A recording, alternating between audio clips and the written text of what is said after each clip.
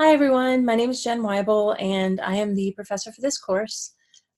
We are going to be looking at how theory and practices and strategies all relate together in a learning environment. The class is targeted towards teachers that are pursuing their master's in education, and so I do want to caution you, if you do not have an education background, that's fine. We'll make it work, but I do want you to feel free to drop in on office hours or email me with any questions or problems so that I'm able to help you develop your objectives and your learning pieces and your lesson plans in a way that makes sense for you and your context and not waste some of your time really trying to cycle through figuring out all the background pieces that people in education have had as kind of a prerequisite coming into this. With the theories that we're working on with this, a lot of them are in the content that is in week 1. I will be going over really quickly just a few of these brief ones. There's more information within the course shell. You will be looking at the learners that you're working with and trying to relate the theory of learning and the instructional strategy that you are trying to implement and marry them together within the lesson or the training pieces that you are working with.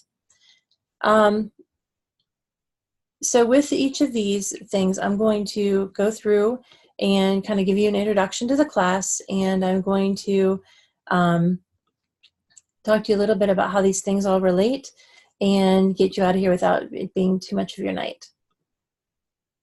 All right, so first of all,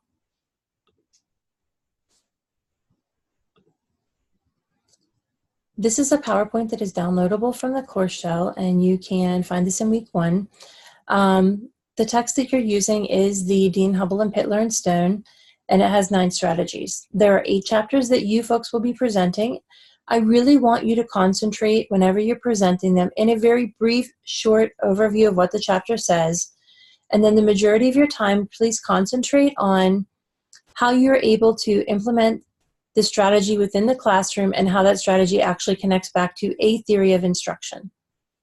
Okay, so that's what I want you to be thinking about, how these actually could play out in the classroom, giving some examples that are not in the textbook, some ideas maybe that you have developed or that you can find online.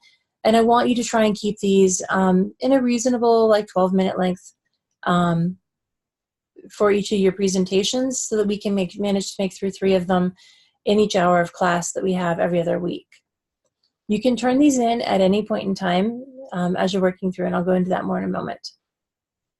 So the learning targets within this, every time that you're looking at a lesson, should be, what are you having your students learn? What kind of understanding do you want them to develop? How are you going to do this? How are you going to help them practice, review, and apply it? And how will you know if they learned? That's assessment at the end. This can work with students or learners as an adult learner, whether your setting is in like a K-12 or a pre-K, or whether you're looking actually at training as an adult. Within these targets, each of the chapters can be broken down into different pieces that apply to each of these.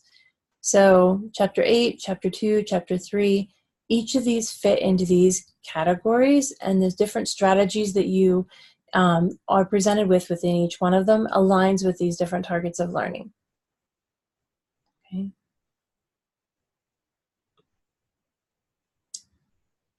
They have some percentiles that have been identified, and they've actually come up with some ones that have the most gain associated with them. Identifying similarities and differences, that's kind of the old compare and contrast.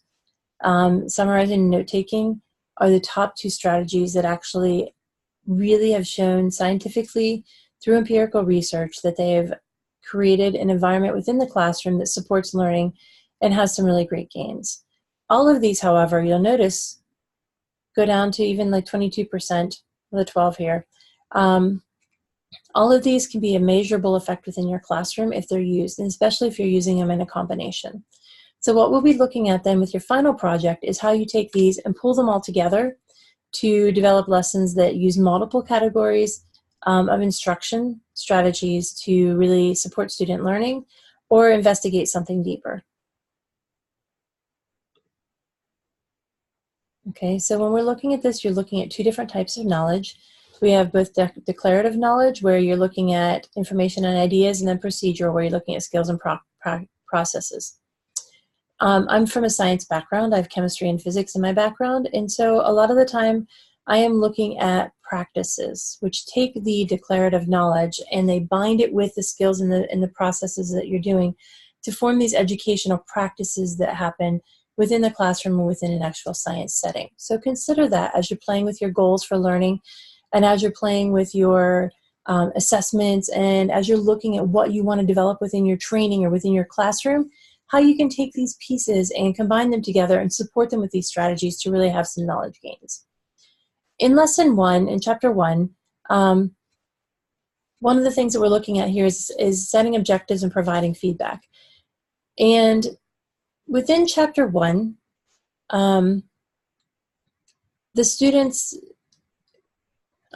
within chapter 1, what we're looking at within here is setting objectives and providing feedback and how that helps the students have an organizational way to structure their learning and how the feedback actually helps them kind of grow towards the goal that you're aiming for them at the end. Think about this, as Dweck said, as a growth mindset, where you're telling the students what your goal is for them at the beginning, and then you're providing little nudges as they move along to support them as they're moving and showing some progress towards that end goal.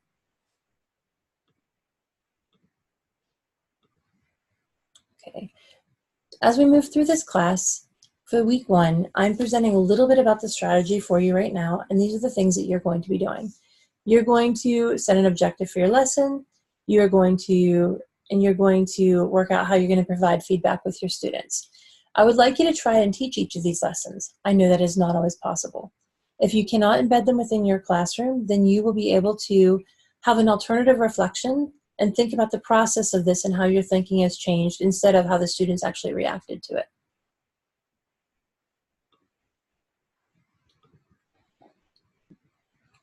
This is considered a non-linguistic representation, and this is one way that you can think about learning. It's in one of the following chapters later on that are used.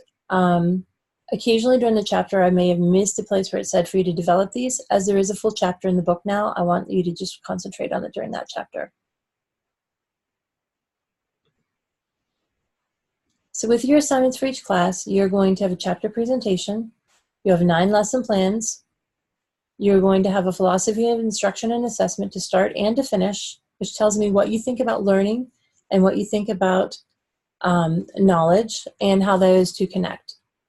And then your final project, and then every week you'll be turning in things to me, and then you'll have 3 different class meetings that I expect you to participate as we go through. When we're talking about reflections, I want you to use this chart, which is embedded on the first chapter. And this is looking at how the reflective practitioner works, where you're looking at the evidence you're reflecting on. If you have the lesson taught, you can look on what the students did. However, if you've not taught the lesson, then I want you to think about yourself and look inward metacognitively at how you developed the lesson, what you wanted to have the lesson come out as, and turn this around so you're looking at your learning that has been accomplished over the chapter and developing the lesson and developing the materials for it, instead of looking at the student learning. As we move through, there are also learning theories that are embedded within the course. There's a slideshow for this and within the book. The main learning theories that we're looking at deal with behaviorism, social learning, information processing, and constructivism. And the people that are associated with those are located down below. As you're reading through, feel free to find outside sources to help supplement your learning that go along with the book. And if you need some more information about each of them, you can let me know and I can supplement the class for that as well.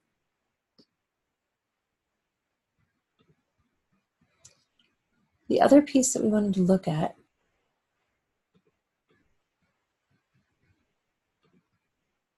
as we're moving through with this is to look at the assignments that you're going to be completing for this. So if we were to look at the lesson plan that's provided, I'm trying to keep this short. If we look at the lesson plan that's provided, this is a layout I would like you to try to attempt. If this does not make sense for your school, if this does not make sense for your workplace, please let me know. If I can keep this consistent across all the classes, then it helps me kind of compare one to each other.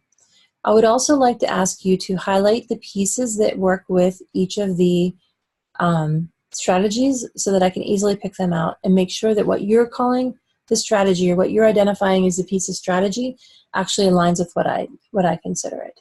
So for this one, we are looking at objectives and feedback, and here's a sample lesson plan. So as you're reading through, you're looking at what the sequence of instruction is. This is kind of your training agenda if you happen to not be in a K-12 setting. What do you expect them to do and say over here is like the discussion, what you want them to do, how you want them to participate. This also ties back to your philosophy of learning. If you believe that the student should be sitting and listening and you're providing them with the information like I am with you right now, or whether you believe that they should be constructing this or working together to identify areas of need to develop these lessons, kind of like your lessons that you're developing for the class are. So for this, I would set my objective as being, we are going to be looking in this lesson, we are going to be identifying the author's point of view and the author's purpose, okay? So if I'm identifying that as my objective and I'm setting this for the students, that they're going to be able to do this before they leave class today, then this is giving the students an idea or a goal for themselves at the end of it. Because I'm able to identify this and set this end result for them, I am setting them up to identify some strategies within their brain, some strategies within their learning, to help them situate themselves in a way that they know what they're supposed to be accomplishing. As we move along through this, as the students go, as I stop so often, and then they're starting reading and reading again, practicing, and then they're asking them about points of this, I can provide feedback then as we're working through. And you want the feedback to not be, good job, great one, happy face sticker, anything like that. These are good things that students are actually identifying, but you want your feedback to be targeted towards the student. You want it to be really timely, and you want it to be something that directly relates to their learning. So instead of saying things like, you read that really well, you might want to ask them, what are the pieces that we're looking at right now? What is the author's point of view in this section? Why do you think that they situated the story here? And the student responds, you would maybe ask them for a deeper response. You would say, if they say the forest, you would say, how does the forest contribute to this? What are you thinking about the setting adding to this? What's the author's point of view? And you would prompt the student or ask the student for a little bit deeper explanation, because you don't want them to just kind of give you one answer and that be as deep as they're thinking. You want to ask them for more. The same thing happens with your feedback. You don't want to just say, good job, keep going, or happy face sticker, because this is things that are really shallow and really not prompting them to learn more. We need to use feedback as a learning tool for the students to be able to really dig deeper and focus where they need to focus a little bit more as we're moving through.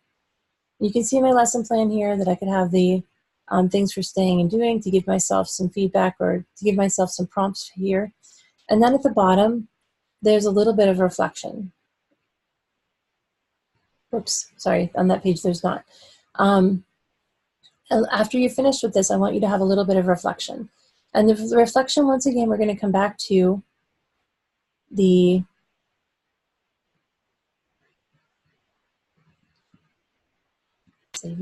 sharing this again. We're going to come back to this reflective visual and think about, if we're having the students do this, we want to reflect on the lesson. We want to see how well we established our objectives, how well the students met them, and how our feedback pushed them towards meeting these objectives.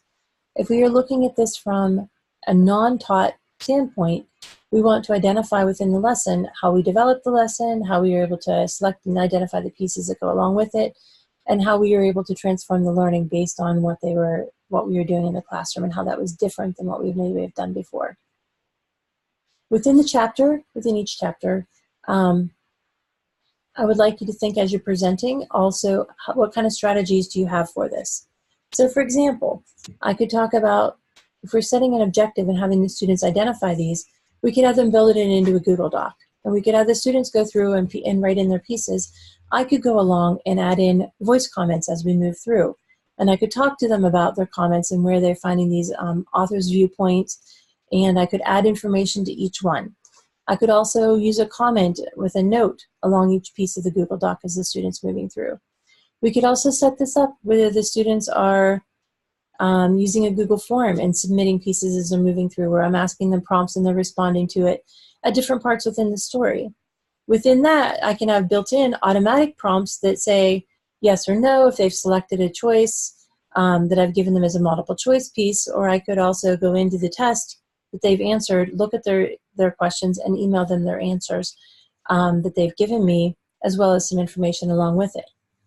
If we were working in a classroom without a lot of technology, and you have the students working on this on paper, walking around and having little discussions with the students, having them do peer feedback on each other also, are some different ways that this strategy can be embedded.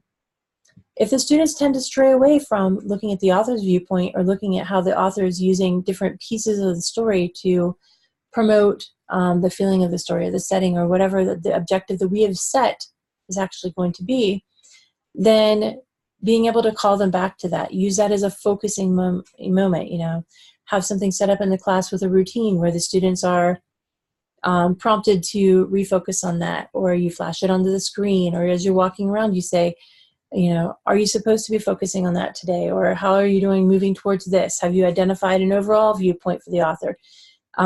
So these are just a couple different ways that I can see really working with the setting objectives and providing feedback with students that would be able to help you work forward on that.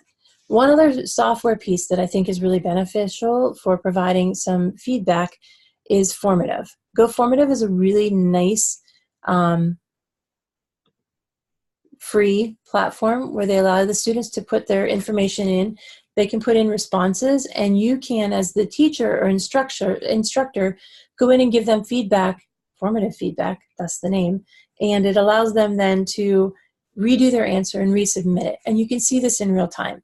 It's really nice for science and math people, especially because it allows them to draw right on the screen using their trackpad or using an iPad if that's how they happen to have the technology. And you can see this happening, and you can watch their as they draw across. It allows them to annotate the photos or annotate a PDF and things like that. It's a really great platform. It is free, and you should check it out.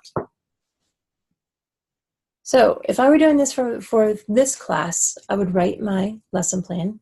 I would identify in bold where I'm using my objectives and where I'm actually setting my feedback. And I would identify some strategies that I would be able to use within there to help push the students forward to achieve the objective and the goal of that lesson. To assess, I could use formative assessment through feedback. I could use a summative assessment. I could use an exit ticket, some kind of polling software, you know, a note in a jar, the sticks that you call. Any of those kind of things are possible. As you move forward in this class, you're also going to be presenting a chapter. I would like you to really focus then on the strategies that you would use for this as well. Setting the objectives, some of this happens to work with the cognitive processing, and it works really well with or information processing. It also works really well with social learning if you're using peer feedback. Constructivism could also play into it if you are looking at this as a learning process where each of the groups are trying to figure out the information as they're moving forward and construct their understanding of it. So I could see how this strategy would pull across most of the learning theories that we look at, whether it's information processing or social learning or constructivism. I do think that it doesn't tie as necessarily to behaviorism as closely, in my opinion, but as I consider myself a social constructivist, I tend to fall on that side of things whenever I'm designing my lessons. It is okay if you personally feel that your lesson connects to any of the strategies or any of the learning theories. I'm not saying that any of them are bad. I'm just saying that try to make sure that what you are doing within the class for your lesson ties to the theory that you think it pulls across to, and to identify examples that work with that, both in your presentation that you do for the class and both in your lessons that you turn into me. I have office hours every Tuesday night at 7 o'clock. Please drop in. They're on a Zoom link. They're listed in your class. You can also email me at any point in time if that time does not work for you, and we can set up an individual time to talk through anything. And I hope you folks have a nice night.